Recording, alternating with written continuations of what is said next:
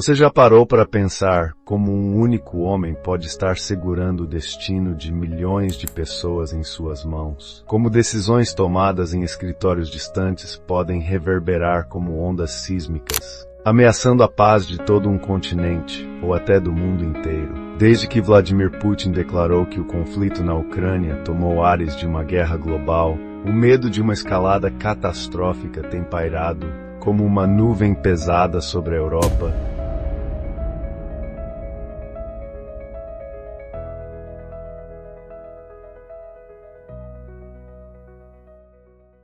Que hoje vamos falar sobre algo que pode moldar o futuro de gerações inteiras. Tudo começou em 2022, quando a Rússia invadiu a Ucrânia sob a justificativa de proteger sua soberania e segurança.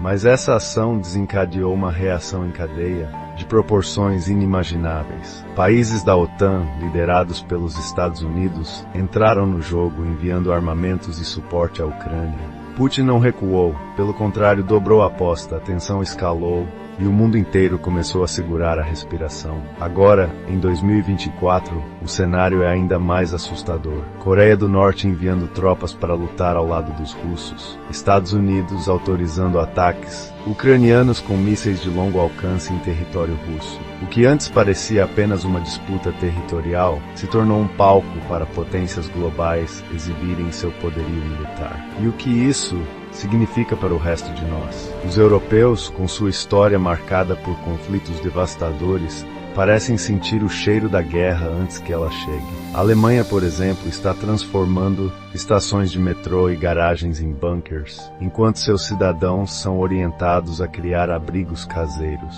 Você consegue imaginar a angústia de uma população que precisa planejar como sobreviver a um possível ataque nuclear? Mas não são apenas os alemães. Suécia, Finlândia, Dinamarca, todos estão reforçando suas defesas, distribuindo guias de sobrevivência para suas populações e alistando civis para o caso de uma crise prolongada. Já pensou em como seria a sua vida se você tivesse que aprender a produzir sua própria comida ou evacuar sua casa em minutos?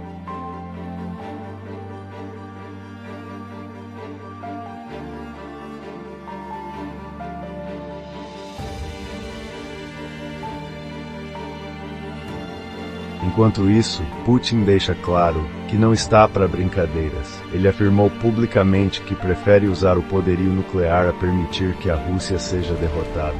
Ou vencemos, ou todos perdem, ele disse. É uma ameaça direta, um recado ao mundo de que o Kremlin está disposto a ir até as últimas consequências. E do outro lado, os Estados Unidos, liderados por Joe Biden, ou talvez por Donald Trump, dependendo do desenrolar das próximas eleições, tentam encontrar uma solução. Trump, inclusive, prometeu um encontro com Putin e Zelensky em busca de um cessar-fogo. Mas será que um acordo é possível? Ou será que a Rússia só aceitará algo que atenda às suas próprias demandas?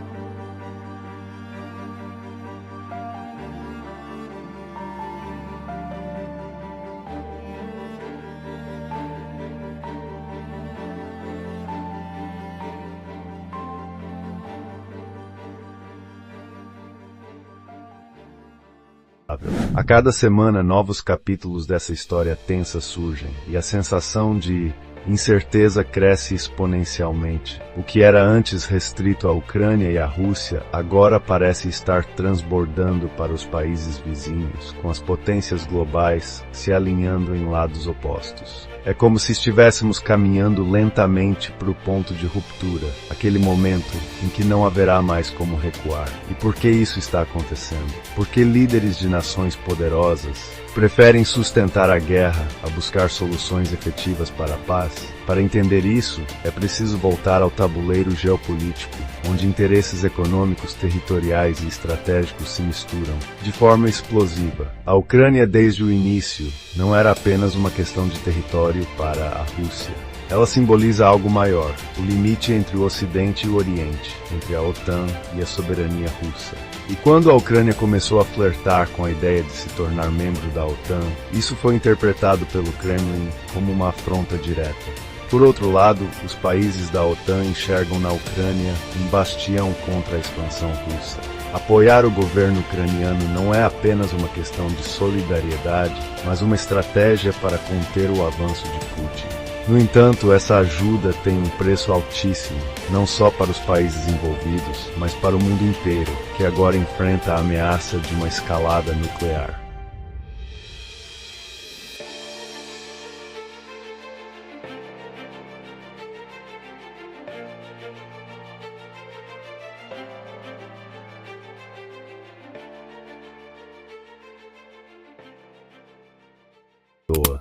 Enquanto os líderes discutem, as consequências dessa guerra são sentidas no dia a dia de pessoas comuns.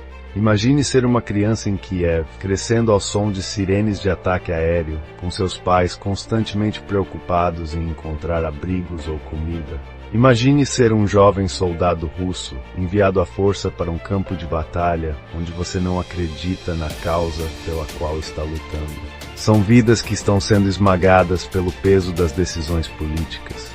Famílias desfeitas, sonhos destruídos e um futuro incerto para milhões de pessoas. E o pior de tudo, muitos desses indivíduos não têm escolha. Estão presos em um cenário onde sobrevivência é a única prioridade. E mesmo fora do epicentro do conflito, os impactos são sentidos. A economia global está instável, os preços de alimentos e combustíveis subiram.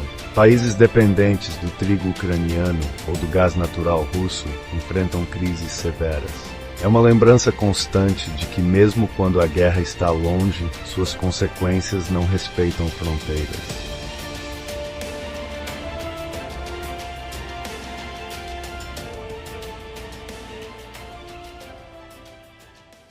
A questão que não quer calar é, até onde isso vai? Quando os líderes globais vão perceber que continuar nesse caminho é caminhar para o abismo, alguns analistas acreditam que estamos mais perto de uma nova guerra mundial do que jamais estivemos desde a Segunda Guerra. Outros dizem que, apesar de tudo, a diplomacia ainda pode prevalecer. Mas será que podemos confiar na racionalidade de líderes como Vladimir Putin, que já demonstraram estar dispostos a tudo para manter sua posição de poder? E será que os países da OTAN estão preparados para enfrentar as consequências de seus próprios atos? Enquanto isso, o mundo segura a respiração. Cada nova declaração, cada movimentação militar, cada sanção econômica é acompanhada com apreensão. Afinal, estamos diante de algo que pode definir o rumo da história por décadas, talvez séculos. E agora eu te pergunto, o que podemos fazer diante disso tudo? Somos espectadores impotentes de um jogo que não pedimos para jogar? Ou ainda há algo que possamos aprender como indivíduos com essa situação? Será que essa guerra, com toda a sua tragédia, pode nos ensinar sobre o valor da paz, da solidariedade e da empatia? Será que ela pode ser o estopim para uma mudança global, onde os interesses políticos finalmente cedam lugar ao bem-estar coletivo? A verdade é que o futuro ainda está sendo escrito. E enquanto assistimos a esse capítulo sombrio da história, talvez o mais importante seja nunca esquecer que, no final das contas, são as pessoas que importam, aquelas que vivem, sofrem e, acima de tudo, esperam por dias melhores. E você, o que acha disso tudo? Comenta aqui embaixo, sua opinião é muito importante para nós. Continue acompanhando o canal, porque juntos vamos tentar entender e refletir sobre o mundo ao nosso redor. A questão que fica é, o que estamos realmente fazendo para evitar o pior? Os esforços de líderes como Trump ou Macron serão suficientes para conter as chamas? Ou será que estamos à beira de uma catástrofe sem precedentes? Deixe nos comentários a sua opinião. Você acredita que ainda há esperança para a paz? Ou estamos condenados a repetir os erros do passado? E se você chegou até aqui, não esqueça de curtir esse vídeo e se inscrever no canal. Isso ajuda muito a continuar trazendo conteúdos como este. Obrigado por sua companhia. Nos vemos no próximo vídeo.